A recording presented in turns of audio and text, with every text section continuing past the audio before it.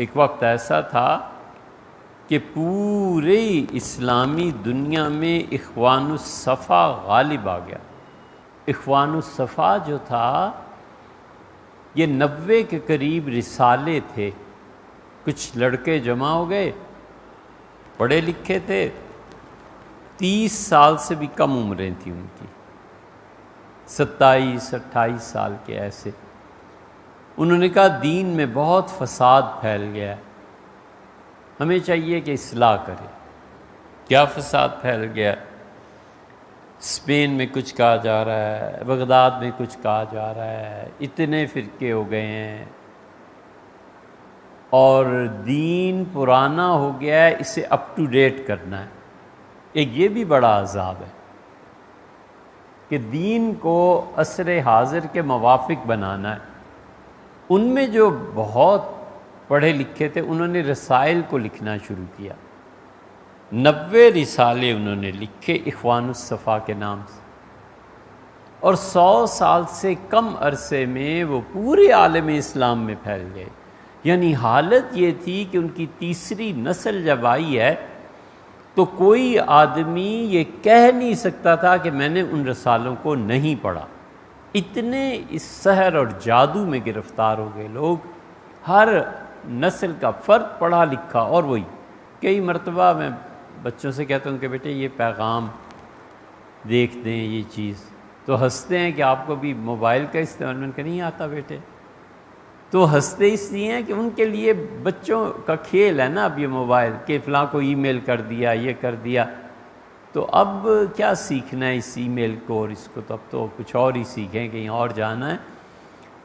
تو مجھے ان کی ہنسی پہ خیال آتا ہے کہ ایک دور ایسا بھی تھا، اخوان الصفا کے 90 رسائل، کوئی متحمل نہیں تھا یہ کہہ سکے کہ میں نے نہیں پڑھا، سب پڑھتے تھے۔ وہ دین کو اب کر رہے تھے تجدید اس کی، تو انہوں نے ایسے ظالم تھے والعیاذ باللہ کہ نکاح اور طلاق کے مسائل پہ بھی غور کیا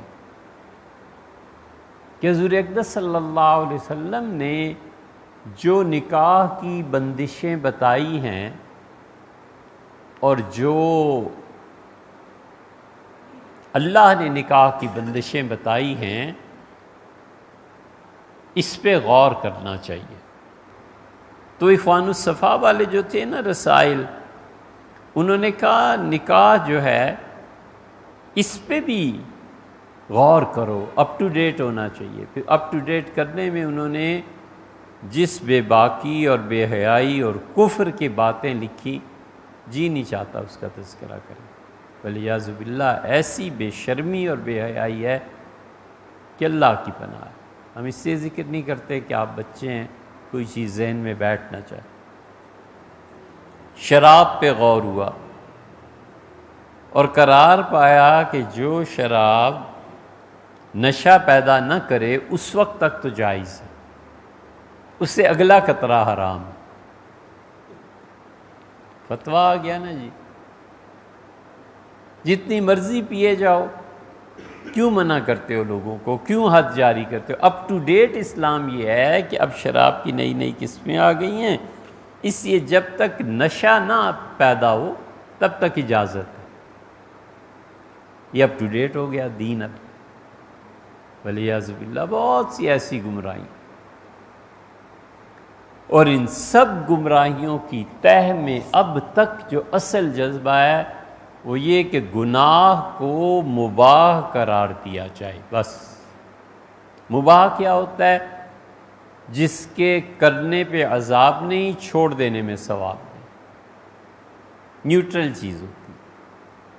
اللہ تعالیٰ نے فرمایا کہ جب تم حالت احرام سے باہر آؤ فاصطادوا، تو شکار کرو۔ اب اساتذہ سے نہ پڑھا ہوا ہو نا قرآن تو سورہ مائدہ کی اس آیت کے ترجمے پہ جب پہنچے گا تو سوچے گا کہ اللہ نے کہا ہے کہ جب تم حالت احرام سے باہر آ جاؤ تو شکار کرو، خدا کا حکم ہے، تو پھر وہ شکار ہی کرے گا۔ نہ فرض ہے، نہ واجب ہے، حتیٰ کہ مستحب بھی نہیں۔ مستحب بھی ہوتا تو سعودیوں کو تو پھر جنگلات لگانے پڑتے، جانور چھوڑنے پڑتے۔ اللہ نے فاصطادوا کا یہ مباح کی ایک مثال ہے کہ شکار کر سکتے ہو۔ یہ جتنے پچھلے اور اگلے ہیں نا، ان سب کا مقصد صرف اتنا سا ہے کہ گناہ کو مباح قرار دیا جائے، کہ تم کرو نہیں، تم دیندار ہو، نیک ہو، ٹھیک ہے نہ کرو، لیکن اگر ہم کریں تو فتویٰ بھی نہ دو، ہمیں برا بھی نہ کہو، بس گناہ جائز چیز ہو جائے، نہ پیو شراب، لیکن ہمیں اتنی تو اجازت دو کہ جب تک نشہ نہیں آتا ٹھیک ہے۔ یہ سب ان کے اندر یہی ہے، اس لیے کہ لذت جو ہے نا یہ معصیت تک پہنچاتی ہے۔ اسی لیے حضور صلی اللہ علیہ وسلم نے کہا حادم اللذات، لذتوں کو توڑنے والی چیز کو یاد رکھنا، اور وہ ہے موت۔